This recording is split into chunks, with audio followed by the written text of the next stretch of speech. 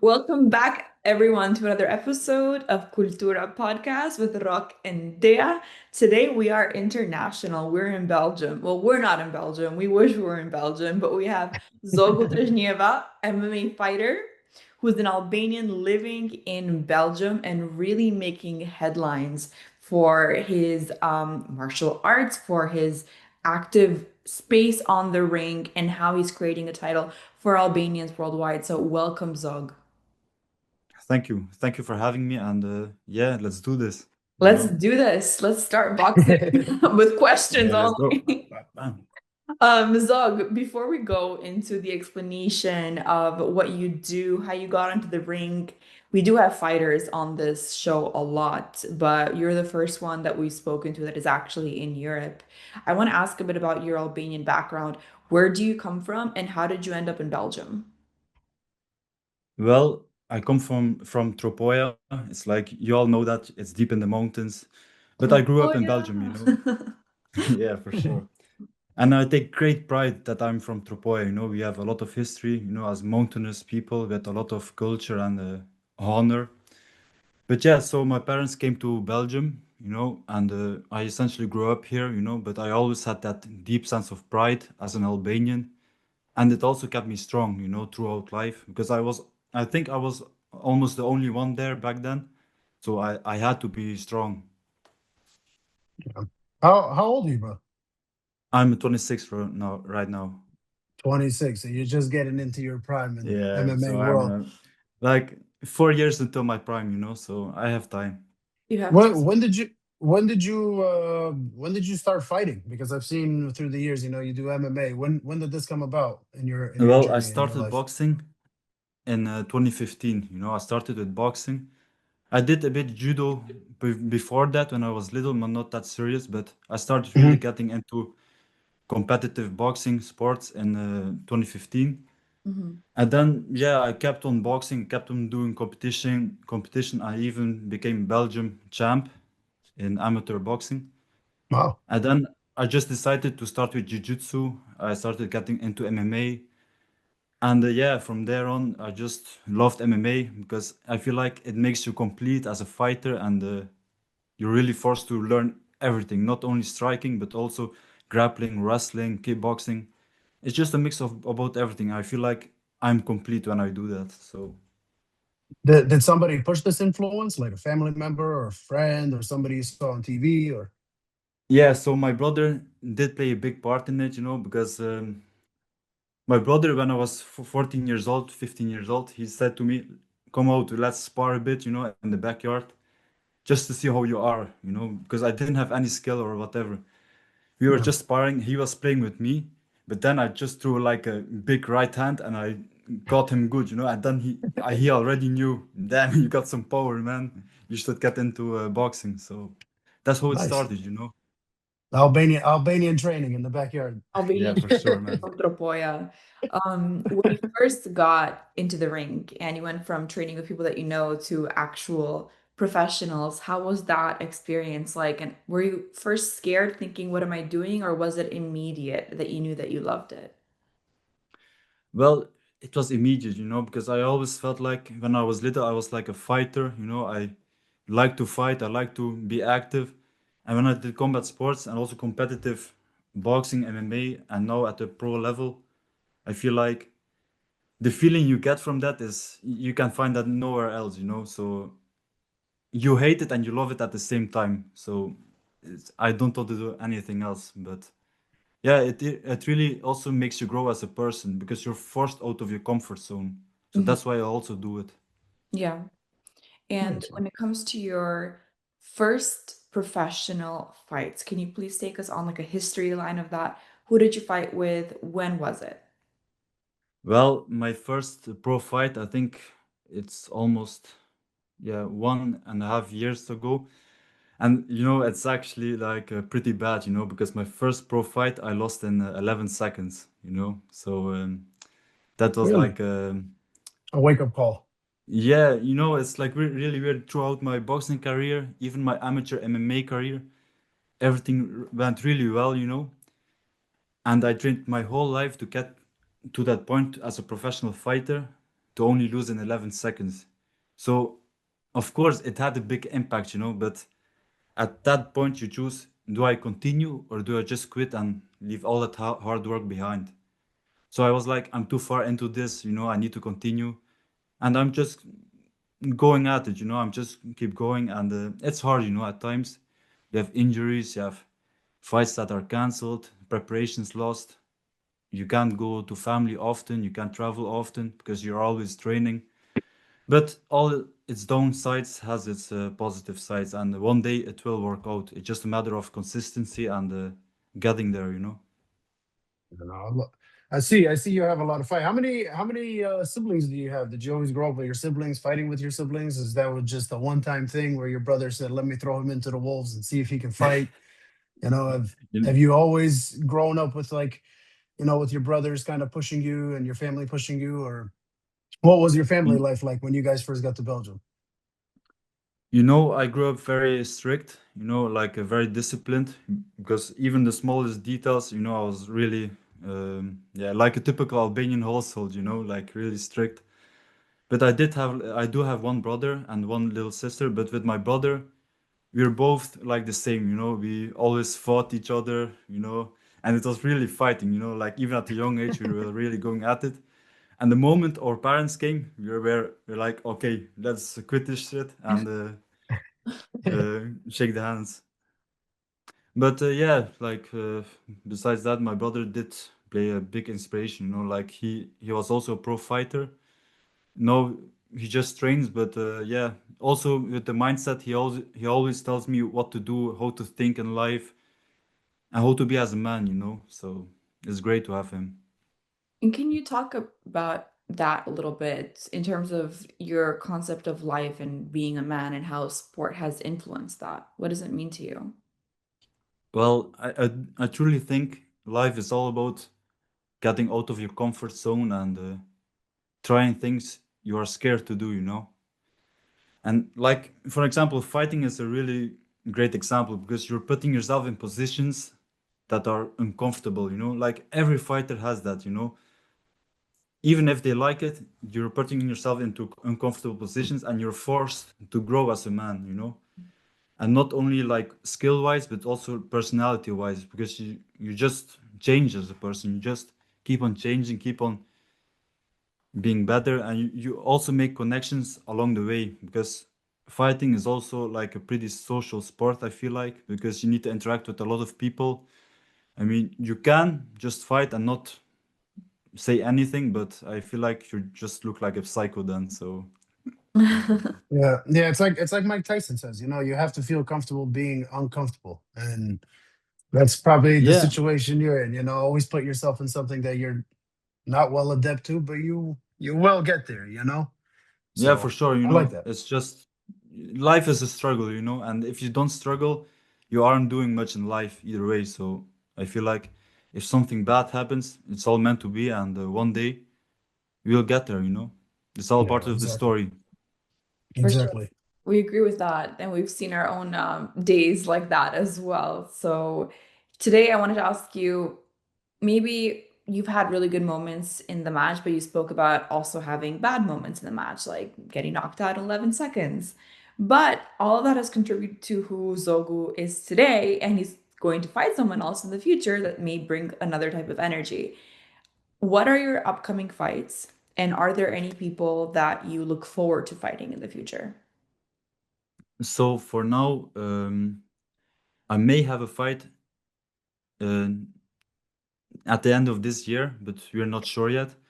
But if not this year, begin next year, we'll have a fight for sure, and we will just continue to prepare for it. But besides who it is, I don't know yet because I can't say a lot. I'm not at the positions to call someone out. First I need to make a statement in my pro career before I Yeah. can call someone out. But I see myself fighting big names. Like Big one day if name. I keep at it, my time will come. So now I'm just keeping low key, and yeah, it What will happen. which fighting league are you in now, or where are you based at? Well, What are you fighting out of? I train in the gym in Roeselare. It's like a city in Belgium. Obark team, and yeah, my coach is also a Chechen. So yeah, these people are very strong people. I respect them also a lot, and he pushes me a lot. So for now, we're just in the beginning of your pro MMA career, just finding like a couple of organizations to fight at. It's not like one Mhm. specific one. I feel like maybe after 3, 4 good fights, you then go into a big organization with a contract for multiple fights, and then you just make your way to the UFC.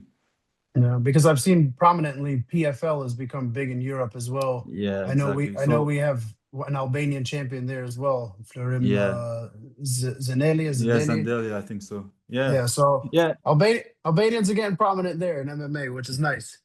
that's also a fact, because you've seen the last few years, you are seeing like a lot of Albanians popping up in the combat Yeah. sports, Hmm. and it's really amazing to see. We're all growing together, and it's also important to support each other. It's important to support our Albanian fighters. Yeah. And yeah, I see us having an Albanian champ in the UFC very soon. I Maybe see in a that few years. too. I'm sure. I'm sure. I I believe so. think the same exact thing as you.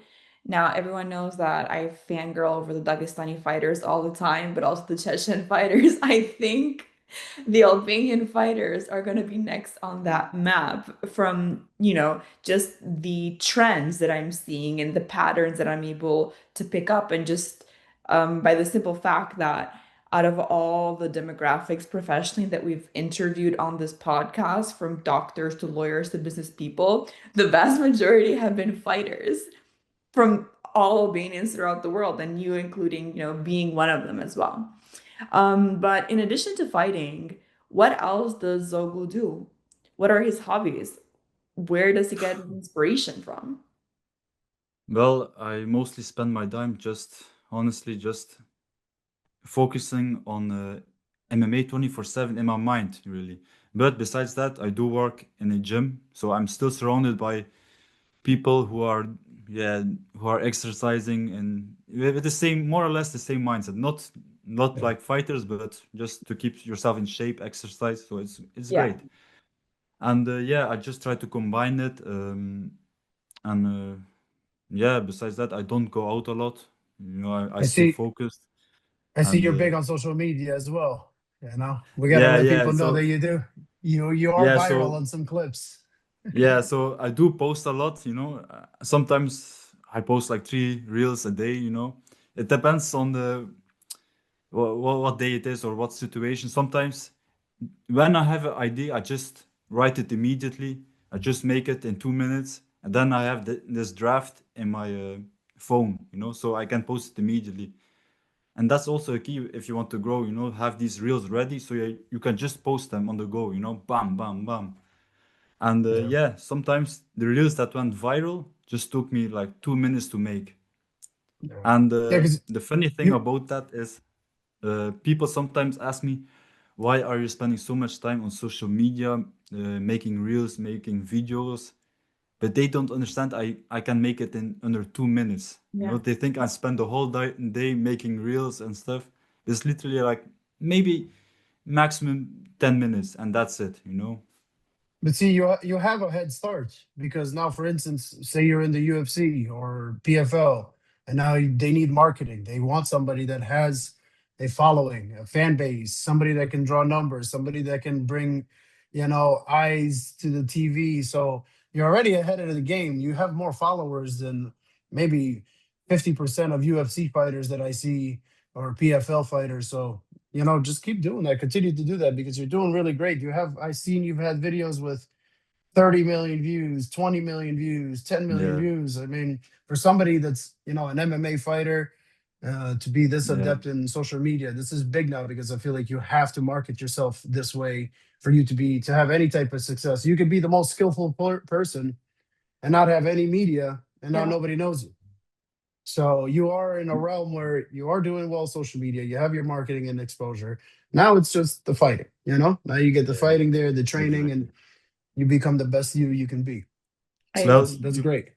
you put it like perfectly, you know, like you guys understand social media, how it works, and in this day of age, you need to, like, especially as a fighter, you need to be able to promote yourself, you know, because like you said, nobody will watch a fighter who doesn't talk, who isn't on social media. Nobody cares, and sports Yeah. is entertainment, and if you understand that, then it's all logical, you know, like it's just a business you need to grow, you know, as I'm the Mhm. business, I need to grow myself as a fighter, and that's how it is, you know, but a lot of people don't get that, and sometimes they do look down upon it, and their ego is in the way of, yeah, making them grow essentially. Mhm. So Exactly. Agree. And there's something very iconic about you that has, been in the midst of the conversation online, and you've defended it over and over again. You said, "Hey guys, my nose looks like this because I was punched in a fight, and I'm not fixing it because it makes me look even cooler." Can you tell us how that happened? well, I broke my nose in total of 3 times. So the first time was like back when I was still boxing in 2018. And yeah, I remember it clearly. Like he hit me right with the palm of his hand, and it was without padding, so right on the nose, and I broke it mid-fight, you know. And they checked it, and they said, "Do you want to continue?" I said, "Yeah, yeah, let's continue." And the funny thing about that is, like, literally 30 seconds after, I knocked him down, you know, and then I finished the fight with a broken nose. And it was also funny. That was the first time, and no doctor wanted to fix it like immediately when it was broken. So my coach came to me and he looked at me and he took my nose and he straightened it with his hands. Uh, Yeah, it was crazy, Was he crazy. And Albanian? that was, no, he was like an old school Belgian boxer, you know. But they are crazy also, you know. Wow. Like, but I was like, all right, let's go. And that was the first time. So the second time I broke in 2020, and I just left it. And then the third time, it was the worst, you know, like I broke it and I was literally bleeding out of my nose, in my throat. It was like horrible, you yeah. know. And yeah, they all said, we can't fix it right now. You need to wait until the swelling is gone. But I kept waiting, and to make an appointment to fix it, you need to wait a couple of weeks, couple of months. So it takes a long time. But the thing is, I did fix something in my nose. I fixed the inside of my nose to be able to breathe, because I couldn't breathe. For 1 year long, I couldn't breathe at all, you know, through my Oh, nose. wow. Mhm. Wow. So that impacted my health a lot, you know. You underestimate how much breathing through your nose really has an impact on your health, you know, Yeah. because I Yeah. couldn't breathe. I couldn't. I I was like at can't that, I can't breathe through my nose now, and I haven't but even had a broken nose. you just imagine like sleeping with your mouth open, you know, like it's Yeah, it horrible, you know. doesn't feel good. So I fixed the inside, they straightened it in the inside, but for aesthetic purposes, I was like, nothing will change, you know. I may break it again in the future, so I will just leave it like that. I can breathe now, and it looks cool. I feel like it looks cool, you know. It looks So cool. people know I'm a fighter, and why not? No, Uh, I think for you. it's better the nose than the ears. Oh, yeah. But I do have also a cauliflower ear, but it's Cauliflower not that ears. big, you know. But it's all right. I think for the Yeah. brand and for the purposes of like potential UFC, you are the icon child. I Yeah. mean, I could not forget the face the first time it came up. I'm like, who's this fighter? Then I found out he's Albanian and he rocks it too. So if it worked for us, it's gonna work for UFC. Your branding is doing a good job. No, I'm for sure, gonna you hand know. it over to For Rock sure, right for sure. now to kind of ask you a couple of really cool questions about your background. Well, first, I'd like to know, how did you get your name, Zogu? Yeah. That's an interesting story, you know, because at first my name wasn't going to be Zogo. So my mother wanted to give me another name, and there's actually one guy on Instagram as well with the same name. You guys know him, Blerim. That was going to be my name. So it Oh, was going to be Very Blerim. Yeah, and then my grandfather came and he said, "No, let's not call him Blerim, but let's call him Zogo." So he named me after the king of Albania, essentially. okay. All right. So Okay, that's the so story, you know. I like that. I like the Zogu. It's a very interesting name. You don't see it really often anymore. Yeah, It's and it's a bird oh, and birds fly high. So there you and Yeah, go. for sure. and Mhm. him being I from haven't seen. Tropoja Mountains, it's perfect. Yeah, I haven't seen anyone else with the same name, so it's nice. It's nice. No, it's very rare. But I'm gonna ask you some Albanian questions. Sure. I like to do like 10 questions about you being Albanian, how Albanian you are. I like to get everybody to know you a little bit, but I want to see what is your favorite place. Have you traveled actually throughout all of the Albanian areas? Kosovo, Albania, Macedonia, Montenegro. Have you been around any of these places or no? I've been the farthest I've been is like Tirana. Farther than Tirana? that, I didn't go. Like Durrës, I've been, but essentially most of the time I've stayed in North Albania and also in Kosovo. I was there also a lot. Okay. So what would you say you like better, Tirana or anywhere in Kosovo, Pristina? Where would you say? You What big know, city? to be honest, like just Tropoja, man. Like that's Hey that's boy. that's the city where I'm from. That's the city I want to be. When I go to these mountains, I feel like I'm home. I go deep into the mountains. I feel like I'm just living life. There it feels like I'm home, and yeah, there's no greater feeling. Do you have a favorite Albanian artist? I don't listen to music as much. I know there's a Really? lot of good artists out there, and the one I respect the most is the Capital T, because he also Capital T. supports a lot of fighters. So I do support him as well. You have a favorite song? No, man. No, man. I don't, like I said, I don't listen at music. When I hear it, I feel it's fine. Like I like it, but I don't actively listen to music. And I So know you did some great music yourself, and I like it, man. thank you, bro. I appreciate that. Raki or espresso to start the day? Honestly, I don't drink, man. I it's like weird for Albanian to say this, but I have No? drunk it before, but yeah, just I don't feel the need to drink it. I Even just even respectfully, espresso, even coffee? well, I do drink coffee, but even that I don't drink as much. Yeah. So, What's your favorite Albanian food? well, burek, Burek, 100%. çfarë? Me mish, Yeah, me spanak, me djath, memesh, burek me mish. memesh, 100%. Well, I was gonna say his if favorite Albanian song is the Albanian national anthem. That's all he repeats over and over before he goes Yeah, to for sure, fight. man. Like, like the cultural music of Albanians, I like it a lot. Like, so that's all I need. Valia who Tropojas, we'll insert that one Oh, here. I mean, oh it's just yeah. like it's like my background music. Who hits harder, your MMA opponent or your mother? Um, to be honest, my mother, man, like really, I don't- Oh. you know how it is. Like you can't debate it. If you had one place to visit in the wherever all the Albanians are in our ethnic areas, where would you want to visit? What's your dream place to visit?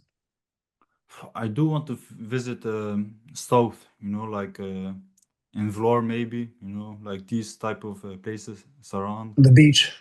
Yeah, I do like to see architectural, like old ancient monuments and stuff. So yeah, just And last one I would like to ask, what's your message to every young Albanian chasing their dream who wants to be just like you?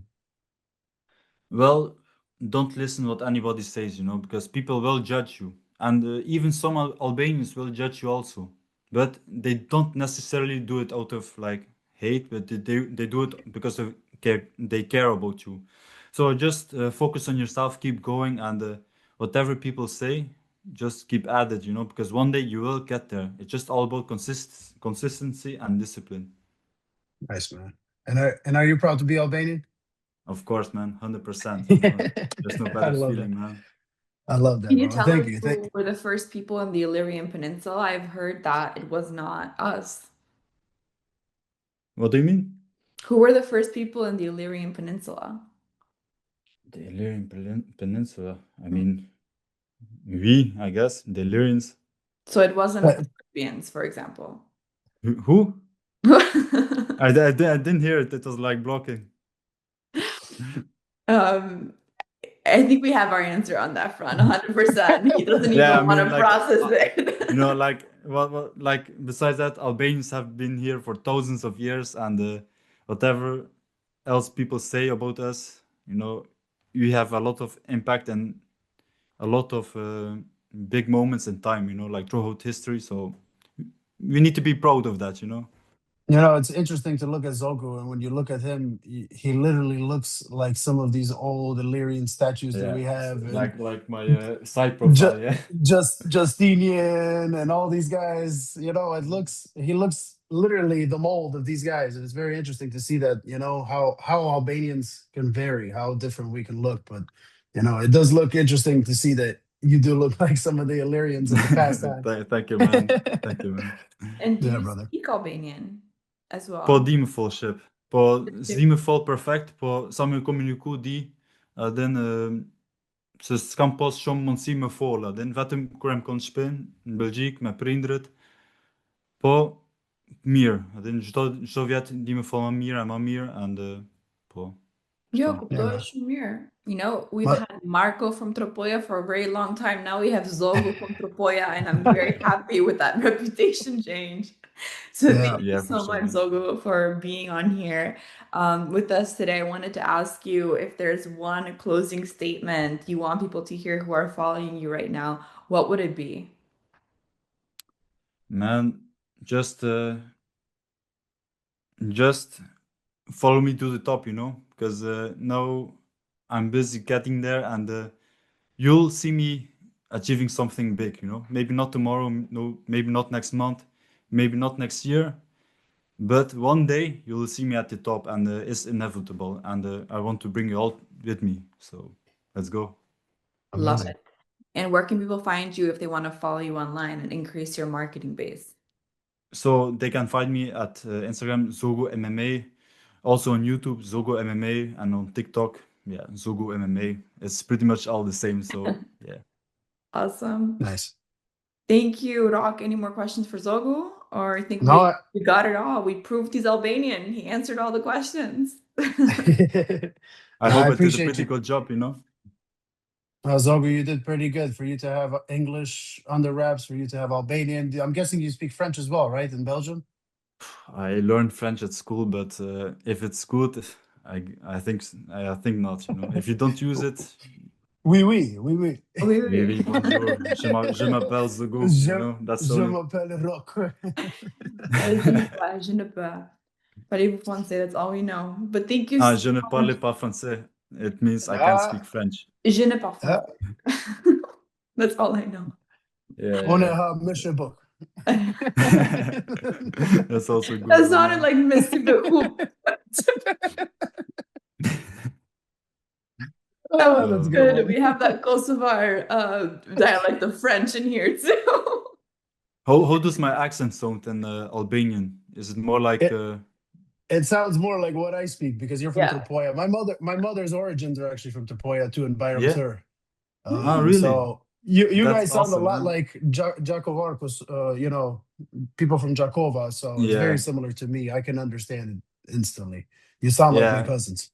I do have a harder time understanding South Albanian, but Yeah. it's only normal, I wasn't used to it when I was back home, so Yeah, same for me. Same for me. Dea was one of the first few Albanians from the south that actually I was friends with, or to even hear the dialect. So it's very interesting. Now that I'm posting all this Albanian content, I'm getting used to it too now, much more than I was maybe 2, 3 years ago. But yeah, once you get used to it, it's fairly simple. You'll for understand it all sure, then. man. For Once sure, you Yeah, for hear it, brother. sure. you can't unhear it, is what he said. So Yes, sir. thank you so much, Zog, for your time today. We're so happy to have had this conversation with you. And I'm sure people are going to be so inspired from what they hear. Keep on going, and we'll catch you next time on another episode of Kultura Podcast. There we go. Let's go.